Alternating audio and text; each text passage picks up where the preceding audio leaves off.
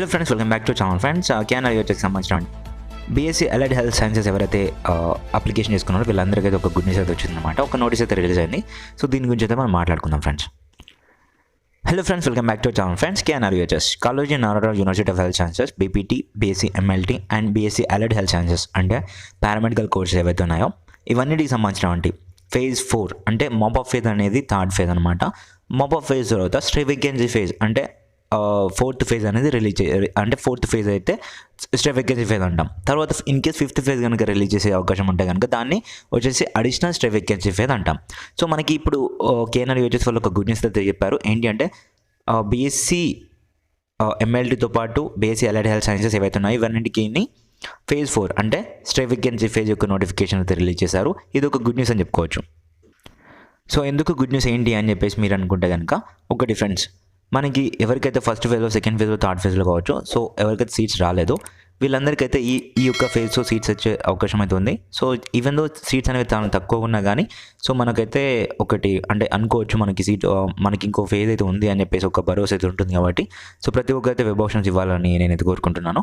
So ఒకసారి అయితే మనమైతే చూద్దాం వెబ్ ఆప్షన్స్ యొక్క ఇంపార్టెంట్ డేట్స్ ఎప్పటి నుంచి ఎప్పటి వరకు ఉన్నాయని చెప్పేసి. సో ఫ్రెండ్స్, మనం అలా క్లిక్ చేసి ఓపెన్ చేయగానే మనకైతే ఇక్కడ చూడండి, notification for exercising web options for stray vacancy phase అని చెప్పేసి ఇచ్చారు.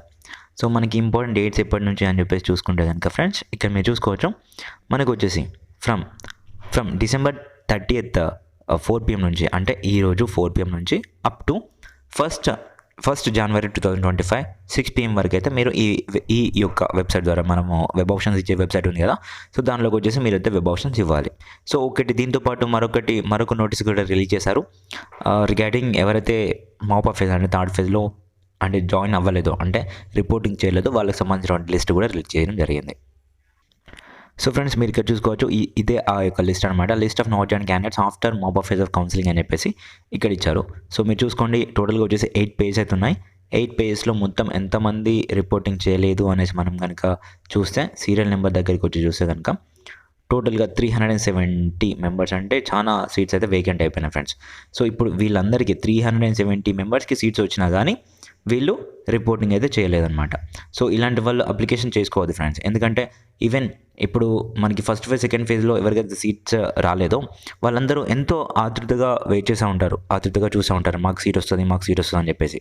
బట్ ఇలాంటి వాళ్ళ వల్ల, టైం పాస్ చేసే వాళ్ళ వల్ల వేరే వాళ్ళకి సీట్ అనేది పోతుందన్నమాట, రాకుండా అయిపోతుంది.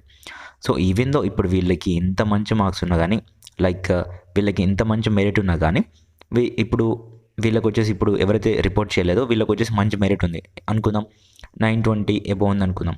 సో మిగతా వాళ్ళకి వచ్చేసి అనుకుందాం 900 బిలో ఉంది.